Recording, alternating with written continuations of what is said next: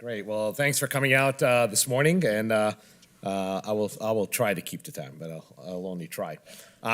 First, I'm a medical doctor, so I got to start with my conflicts of interest. I have just a few.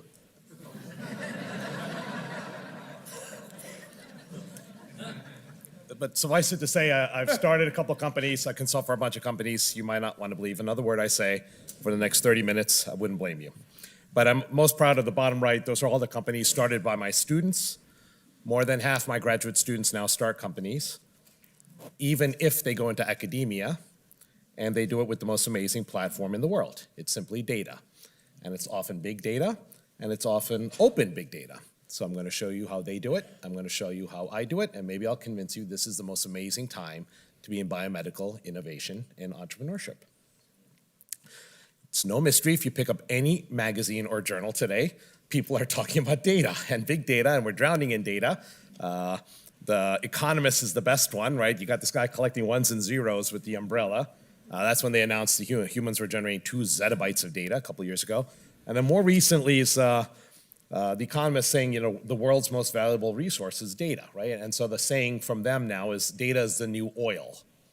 I prefer to think of it as data as the new soil, right? You use that to plant seeds, right? It's not grabby, I'm having data, you can't, right? Most of the time we can all get to the same data.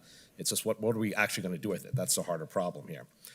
So just a level set, folks, we're obviously using data to teach computers, right? And we have these terms, artificial intelligence, machine learning, deep learning, and just a kind of really basic level setting here.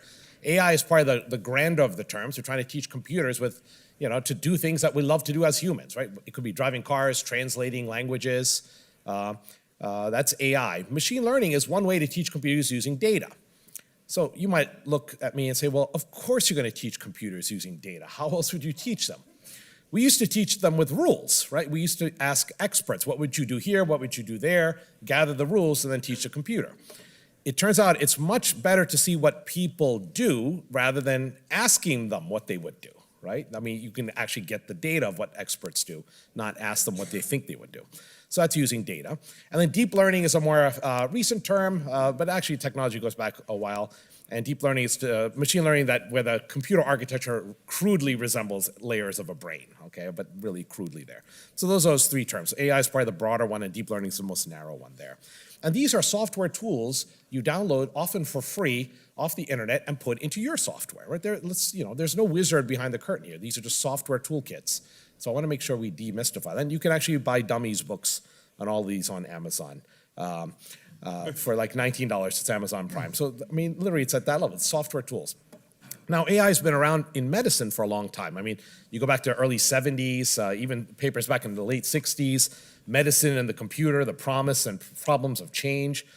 People were forecasting a lot of future goodness and a lot of badness for decades, actually, from AI and computers and medicine. So this, but why is it back again? Because we now have much more data, right? Back then we didn't have a lot of genomics data. We certainly didn't have electronic medical records, which we'll talk about. And the problems are still out there. How do you care for populations? How do you discover new drugs? How do you tell the future for a patient? The problems are still out. And then the hardware has gotten much better. We have a lot of computer hardware from the gaming industry. Those video boards that gamers love, you can also use to teach computers. So that's why, you know, AI is back again in medicine. And boy, is it back. Just in the last 18 months, we've had at least 6 products or services approved by the FDA that have anything to do with AI. These are actually FDA approved. I think the first one is at the top there, January 2017. I mean, this is not that long ago. Arteris has, it's actually cloud-based, so you don't even install the computer. It's running somewhere else to help interpret cardiac images. Viz.ai has one for triaging stroke. IDX has one for retinopathy. You take pictures of the back of the eye, you can tell if they have diabetic retinopathy or not. And there's at least 3 more, and I think there's more, a couple more, at least one every quarter now. So it's certainly a big time to get these types of tools out there. These are not going to get rid of doctors. We're not going to lay off doctors. We can discuss that over in the discussion session. But the doctors of the future are going to be powered by these tools, right? So the narrative you need to realize is it's not doctors versus computers.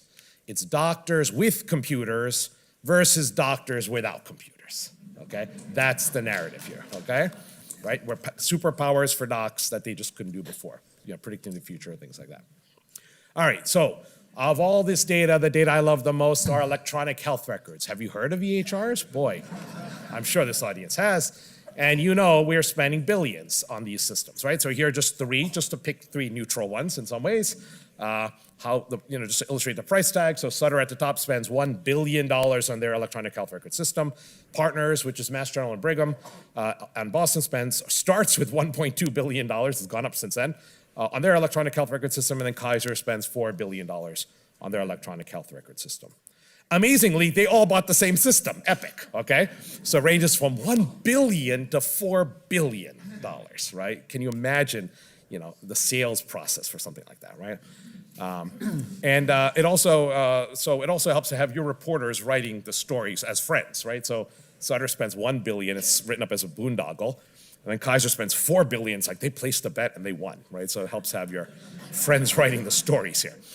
But the narrative here that I want to make sure you get is we as the United States are spending hundreds of billions of dollars putting these systems into place and rounding error close to zero using any of this data, right? And so what I want to try to convince you is this is now the most expensive data in America. We're paying doctors to type all this stuff in. It will be a national tragedy if we don't figure out how to use this data to improve the healthcare practice in the country, right? Every aspect needs to improve with this data, like every other industry does with their data.